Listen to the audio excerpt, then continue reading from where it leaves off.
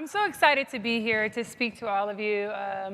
I have been all around the nation speaking on behalf of charter schools and school choice, whether I was in Georgia, I've been in Tennessee, in DC, and Louisiana, and I was so excited when they called to ask me to come speak, and I said, why have I never spoke about this in California, the state that I live in? So for me to be home here and to talking to you, I'm really excited about this opportunity. I want to share with you really my life story, just a little bit. I won't go through the whole thing, but give you snips of sort of how I got here, and you're probably wondering, why is a basketball player here on stage talking to us? Well, probably because I'm not just a basketball player, but that's one of the things that I do. I want to start out with this quote because I always look for positive quotes, and when I was thinking about school choice, I came across this, and it's, we are what we repeatedly do. Excellence is not an act, but a habit, and that's from Aristotle, of course. But I thought, why don't we strive for excellence in education? Why is it that we're settling, and a lot of our nation settles for where we are in education? But I had to go back. I went back and I started thinking about myself, and you see a picture of Olive Oil, and I think most of you are around the age where you know who this character, but kids used to call me Olive Oil all the time when I was in school. And I thought, you know, my mom was really tall, and they talked about me a lot. And then I kept growing, and I kept growing, but I look at me when I was 7 years old.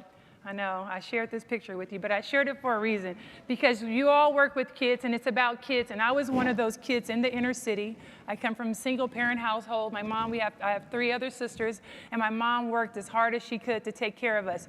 But she always asked us, what do you want to be? You guys can be anything you want to be. You just have to work hard, but you can be anything that you want to be. And I used to always think about, what do I want to be? I said, I don't know what I want to be, but I know I want to sign autographs. I hadn't figured out what I wanted to do, but I knew I wanted to sign autographs and give autographs out. And my mom was like, why are you always signing your name? I said, because I told you I'm going to give out autographs. And she said, who are you going to give them to? And I said, I haven't decided who my audience is yet, but I know I'm going to give out autographs. And so as a kid, you know, you want to inspire kids to dream and to think that they can be anything that they want to be, right? That's important. And so my mom, she was a truck driver. My mom drove an 18-wheeler truck. God bless her, she's still alive, of course, but she drove an 18-wheeler truck for 18 years, working as hard as she could, but she always had her lipstick in her bra and her fingernails polished, and I thought, wow, that's what I want to do. I want to have on my lipstick, and I want to have my fingernails, but I want to do a strong job. And so, you know, it sort of translated into me playing basketball, but I knew my mom was always a very positive person who inspired us, and she would say this one quote that I had to share with you guys. It's called the 7 Ps. Proper prior preparation prevents a piss-poor performance. My mom would say that all the time. She's like, whatever you want to do, it doesn't matter, but you got to work hard at it. It takes practice. Think about what you want to do. Focus on it. No one's going to give you anything. They're not giving out handouts on jobs and money, ever. So you're going to have to work hard at that. But when my mom telling me that, she said, the most important things are books before boys. And I would think, okay, that's great. So I started really focusing on school, still had no idea what I wanted to be other than giving out autographs. And then this one day, I go to junior high school, and did I mention I was 6 foot in the 6th grade? I know, taller than most of you still, I know. It's amazing. I wore a size 12 shoe when I was 12 years old, and I'm like, come on, God, really? But I was growing, and I was taller than everyone. And one thing that my mom encouraged me to do was to do extracurricular activities. So I picked up basketball, and thank goodness that I did. I started playing basketball. Oh, by this time I was 6'4". I went to Morningside High School in Inglewood, California.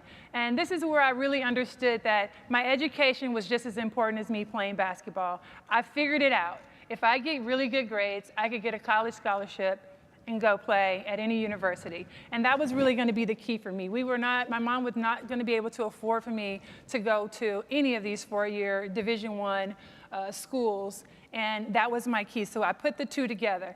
Basketball is going to be sort of my vehicle to get me to where I want to be. Maybe one day I'll hand out autographs, I thought. But education is key. And I did the best that I could. When I was at Morningside, I played basketball. I was the class president my sophomore, junior, and senior year. I had a 3.8, one of the top students in the school, and everything was great. In fact, we won 2 state championships, just like the young lady who was up here. Your goal is always to win, so we were winning championships, and I did great. We actually had this one game where every senior captain would try to score as many points as possible. It was my day. I was the senior. So the first senior, when I was a freshman, scored 58 points. The second senior, my sophomore year, scored 61 points.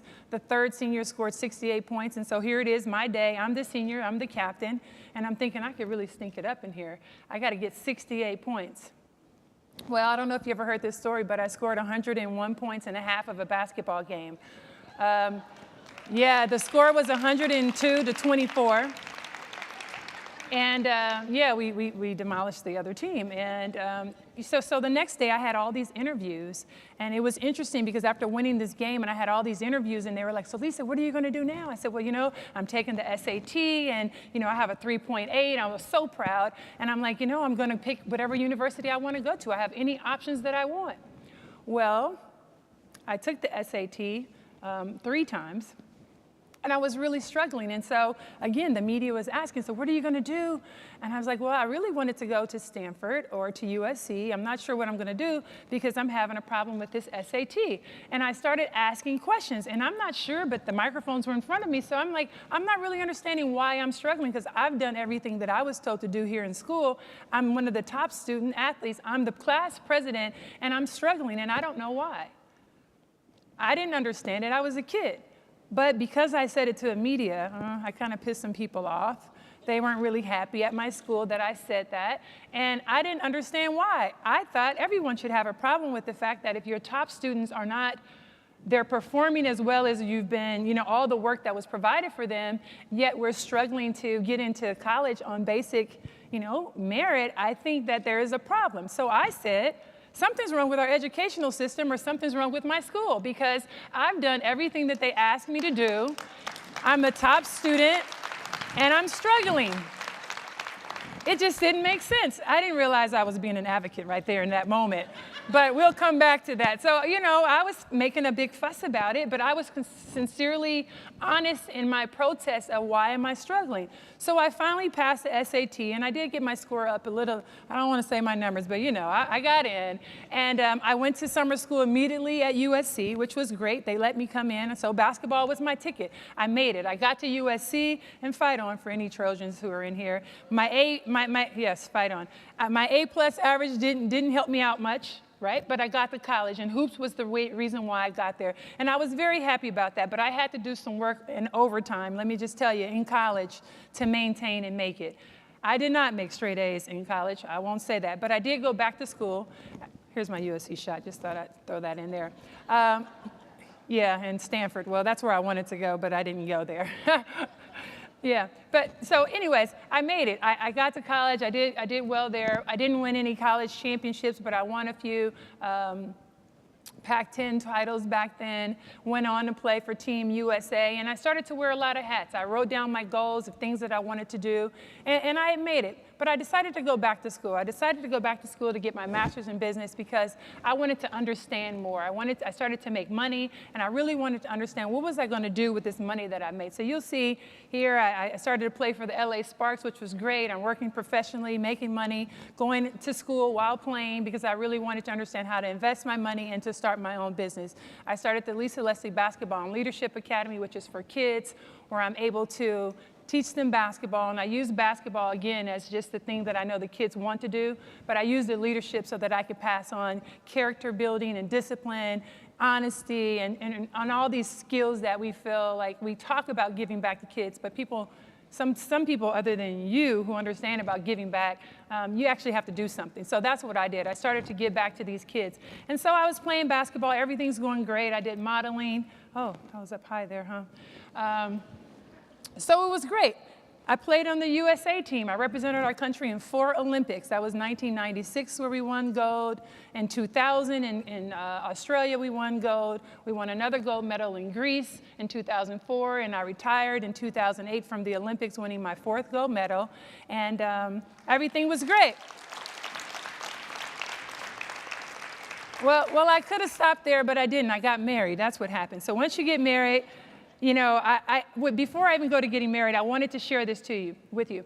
The reason I feel like I was successful beyond from the time that I struggled with the SAT and recognizing that my education wasn't necessarily the best education in the world, it was because of my goals. And I set goals, and my short-term goals were goals that I wanted to achieve within 1 year. And I would put these goals all over my mirror and on the refrigerator in my mirror, because I know, I'm going to eat and I'm going to go in the mirror. So 2 places that I would see them all the time to really remind me to stay focused on my goals. And so these short-term goals consisted of grades that I wanted to get in school, in high school, and in college, and then also what I wanted to do in basketball.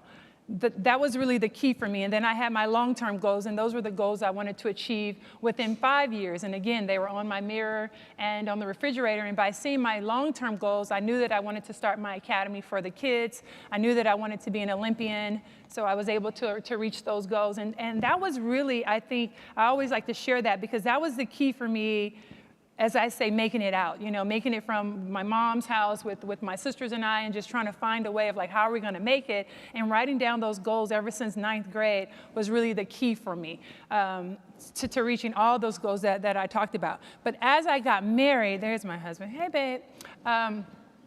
Once I got married, things sort of changed. I lived in the city where I went to school all these years, the last 15 years before I had my first daughter.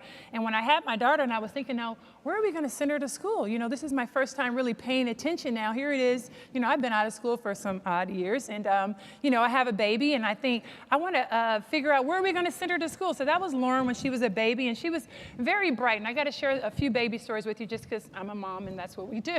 If I have my video show, I show you some videos. But my daughter, when we brought her home from the hospital, I was carrying her all around, and I was in her room, and I had her name over her crib, Lauren, and I'd spell her name to her, and I'd show her the lamp and the lights.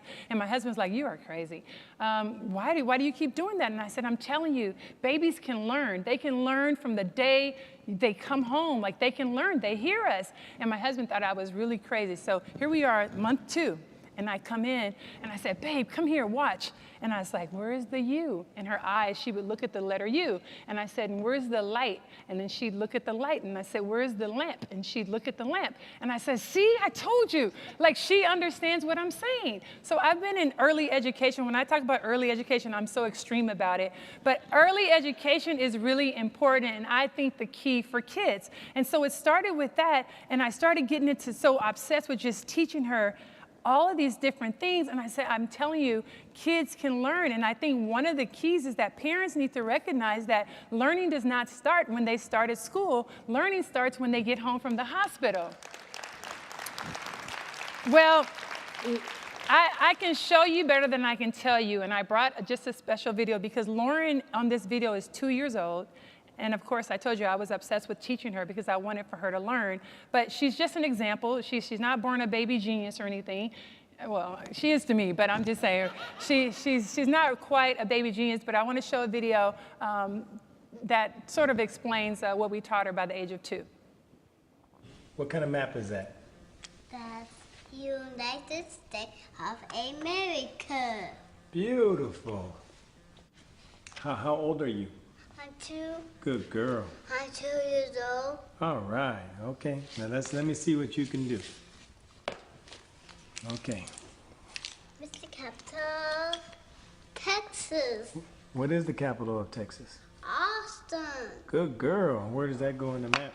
That goes right there. Perfect. The capital of Maine is Augusta. The capital of Maine is Augusta. Very good. Where did that one go? That one goes right there. Perfect. Where's the capital of Florida? You tell me, what's the capital of Florida? Capital of Florida is Tallahassee. Good job. You're so smart. Where's the capital of Hawaii?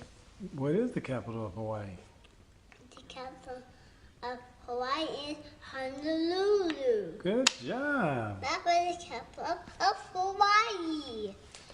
Where's the capital of Alaska? The capital of Alaska is Juneau. Good job. You're Juneau, so smart. Alaska. You're so smart.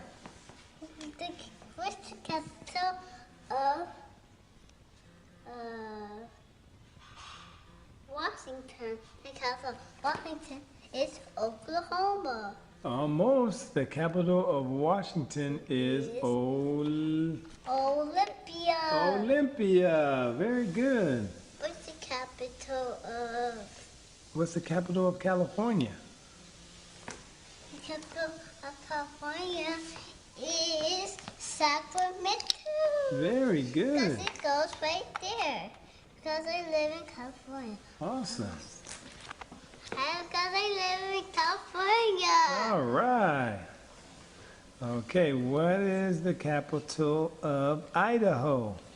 The capital of Idaho is Des Moines. Boise. Boise. Good girl. Idaho. And where does Idaho go on the map? Right there. Going. Okay, put it there. Put it down. No, I have to wait for a turn. It's Nevada's turn. Where's the capital of Nevada? Where's the capital of Nevada, Daddy? You tell me. The capital of Nevada is Carson City. Very good.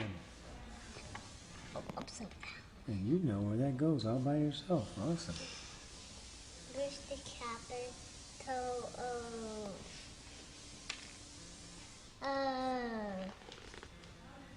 Arizona? The capital of Arizona is Phoenix. Good job. Phoenix, Arizona. You are so smart. Yeah, I'm so smart. Oh, gosh. Thank you. So I wanted to share that video just because it's been so amazing to see the journey of Lauren learning. And then I actually went back and had another child. And so you can see on this picture, MJ is now 3, and I'm really proud because he's been reading the same book for about a month now. And so he thinks that he can read. But I found that early learning is really the key to success. And so I started to, how I ended up being a part of this whole school choice was that my daughter got to the age when it was time to find a school. And so I was like so excited because Lauren's going to go to school next year. And I started doing research. And boy, did I do some research. And every school in my whole entire area was completely underperforming, completely. And I was just like amazed. And I'm like, all these kids are being, are just like, it's just a disservice to our community to see the numbers and where we're ranked. And when I started to look, there was not a school within the 20-mile radius of my home, a public school, that my kids could attend. And so my husband and I decided, well, we could either put the money in private school or we can get up and move and put the money into a house and go to the best area where the best schools are. That's what we did. But I told my husband, I feel terrible because what about all those kids and families who can't afford to do that? What about those people that we just left in that particular community in Los Angeles that cannot afford to do that? What are their choices? Which led me to school choice. I started to look because I had my sister who's there with my niece, and I said, there has to be something else. So I started looking more and more, and I found out about charter schools. And there was a charter school that was really linked to my high school. So Morningside High School and Inglewood High School, there was a charter school right in the middle that was called City Honors. And so we sent my niece to the charter school at City Honors. We were up there, just trying to make sure, now how does this work? Is she going to be able to get to college? We didn't know a lot about the charter schools, but we got an opportunity to educate ourselves as our niece attended this charter school. She graduated in 4 years with her AA. It was just a great opportunity. She ended up choosing to go to Dillard University, which was magnificent. And I thought, wow, what an awesome opportunity for all of these kids to be able to have a choice beyond just the public school that's in their zip code. So I became the spokesperson for American Federation for Children. And I was a part of American Federation for Children because I found out this was sort of the national push to get more choice for schools. And I've been in DC walking on Capitol Hill trying to get more government to support school choice. And whether it's school choice, whether you're choosing charter schools, public schools, private schools, or home schools, I believe that kids deserve to have that opportunity and parents deserve to have the opportunity to choose what's best for them. And I feel like thank you, because that's really the key. We have to do something different, and I know that kids should not have to go through the same sort of system that I went through. We have to find the passion again in education, and that's what I find in all of these charter schools, the passion, the fact that people want to be there and to teach, and not necessarily teaching this basic curriculum and thinking that it's cookie cutter for every student, because that's not the case. Some students are moving faster than others. When I look at my daughter and my son, complete opposites. My son cries, whines about having to sit down and to read. And he's 3.5. But Lauren was, as you can see, she took off. She had no problem. She loved learning. And so if those two kids were in the same class, we would probably think that my son, would be considered a problem child, because he would be much more whiny and much more resistant to learning. And not that he couldn't, but you can't necessarily move children all at the same level, all at the same time. Some children thrive better at homeschool. So I'm really for school choice, and I have used my celebrity, so to speak, to bring in a lot of other celebrities and voices, and we created a PSA that I don't have here to play for you guys, but you can look it up, with Deion Sanders. There is the ladies from Mary Mary. There is about 10 celebrities, Kathy Griffin. There's so many of us that have come together to talk about school choice and the fact that we have to do something different. So we are completely in support of charter schools, because it's happened for me and my family. We've had such a successful rate at just her education and how much further that she's been able to go. And I think that it's important for each community. It may not be for everyone, but there are a lot of kids who need this and deserve this opportunity. And what we're doing is just not working. And I'm not bashing public schools, because my children are in public school, and I don't have a problem with that. But they're in the best public schools in Southern California because they could be. But there's a whole community of kids who don't have those options. And I'm so happy that Southern California is also doing a great job of pushing for charter schools. And we have seen tons of improvements and kids changing over. But the other thing that I like to always speak to is the parenting. Parents are important, and they have to be ready to fight and work hard. And so I came up with sort of these acronyms about the breakdown of choice, because I think it's really important that people think about C is for competence, H is for hard work, O is for optimism, I is for integrity, C is for courage, and E is for execution. So I'll go through each one of those. So competence, I think, is important for us as you guys, being a part of the charter school and educating more parents about it and the choice. I don't think that everybody knows that it exists. I didn't. And maybe I didn't just because I waited until I had kids to become interested in it. But I don't know that all parents have the time. I mean, some people have kids and they're just kind of like, oh, they go to the school right around the corner. They never seek out more information about this opportunity. And so I think the more we continue to spread our word, the more we continue to get more high-profile celebrities involved. It's unfortunate that that's the way it has to go sometimes, but we have to get the attention of the people. Do you know that there's never been a march in D.C. For education? Never. Any other topic but not education. And we notice every time there is a political issue, or if there's something going on with politics, when people are running, they're always bringing up education. We hear education all the time. No, we want to change education. We want to help out education. And in fact, was it just me, or I don't know how old you guys are, but when the California lottery first came out, do you remember that the lottery, the purpose of it was for the money to go to education in schools? Yeah, that's what I remember when I used to spend my dollar to do it. I was like, oh, that's cool, yeah. What's the worst thing could happen? You could either win the lottery or, we help the kids in school. I don't know where that money goes other than back to the people who ever win the big ticket, but we have not seen that money in schools. And so what's funny is I was on Capitol Hill and I went to go talk to Barbara Boxer, and I went to talk to Dianne Feinstein is very much in support of school choice and very much in support of charter schools. Barbara Boxer, on the other hand, she is in support of charter schools, but she's right on the border of, not really stepping out. And I'm like, why would you not? We have to do something different because we are failing our children. And you know what the feedback was? Well, the money for, the first word is about the money. The money for the kids at the public school, it's kind of hard. No, it's not hard, because that money can follow that child right to the charter school. It's not hard. It's not hard. But if we focus on the money in the public school, that's hard, right? Don't focus on that. Focus on the child and the money and the education, and it's easy. So that's just one of the arguments that I had. So I think competence is really important in terms of us educating more parents about their choices. And then hard work. Is Tara in the room? Oh, there you are. I had a chance to talk this morning to Tara and her group, and she has a charter school. And I was just listening to her talk about, it's hard work, right? We would all agree that having a charter school, running a charter school, it's hard work. And that's a part of it. You could play basketball like I did. Trust me, it's hard work.